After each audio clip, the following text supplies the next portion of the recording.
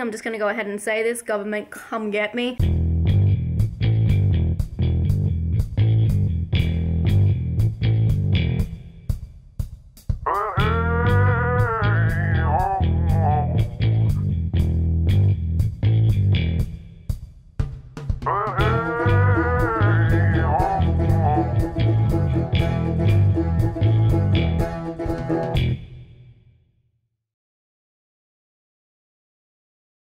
Hi guys, I just finished watching House of Him.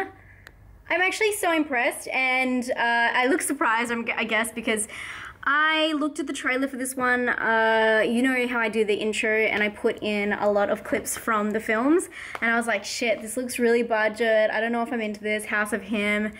The storyline is meant to be about a bunch of girls who are getting kidnapped by this man. Then something crazy happens, and it's kind of like twists and turns the tables. Pretty much all people around them start experiencing weird stuff in their house. I don't really want to go too much into depth with it. I know it sounds a little bit vague, but it's meant to be for a reason. I actually was really impressed with this film. It had such a good original concept, and it is lower budget, but I think the acting was great and they did really well with what they had. So I was super impressed with that, and I really liked the main girl. I thought that she really brought it home, and at times you're kind of doubting what the fuck she's doing, but just give her a second. I am surprised that I really like this film, but then I looked at who suggested it, and it is Ke. I hope I say your name right, who I follow. As you guys know, if you follow me on Letterboxd, I'll follow you guys back, and I follow Care, and I've been following their account for quite a long time, and all of the recommendations on Letterboxd are amazing, and lots of films that, you know, like those kind of weird, disturbing films that you guys think that only I have seen, I get some of them from Care. Care is sick. So check out Care on Letterboxd, because I was really excited when I saw that they recommended me a film that I hadn't seen. The film is kind of hard to talk about because it does have such great concept, and like I just don't want to ruin anything, but the things I will say is it gets into the storyline very fast. Like, you don't even see the whole girls get tricked into going to this guy's house. It kind of just all happens right in front of you, and it is kind of like at the start I was like, well, why is this going so fast? Like, why are they skipping through so much motions? But there is a reason, so as long as you're aware of that, I think you'll be fine. I also should really mention that this film is quite experimental, especially at the start, but then it doesn't really come back until the end. It's quite like an art house type feel, which I really like when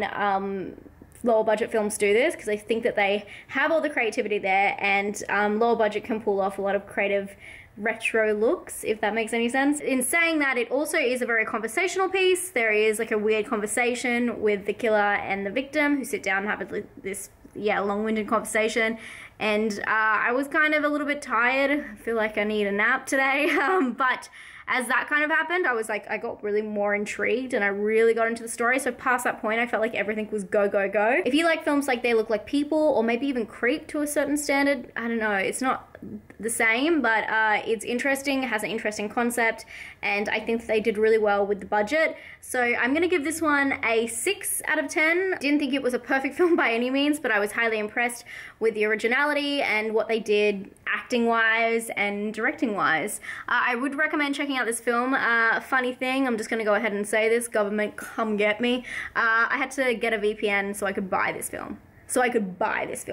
Do you understand what I'm saying? I had to pretend I was from another country so I could pay the director to see this film.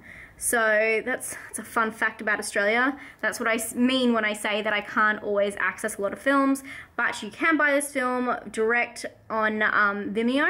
So if you're looking for it, that's where you get it. 99 cents, what a bargain. Would recommend if you guys are into experimental, low budget films, and if you just want something different to watch this Halloween season. I'll talk to you guys very soon, aka tomorrow, where we do another 31 Days of Horror. Thank you so much for joining me, guys. Thank you. If you're liking this series so far, give me a thumbs up. I'll talk to you guys later. Bye.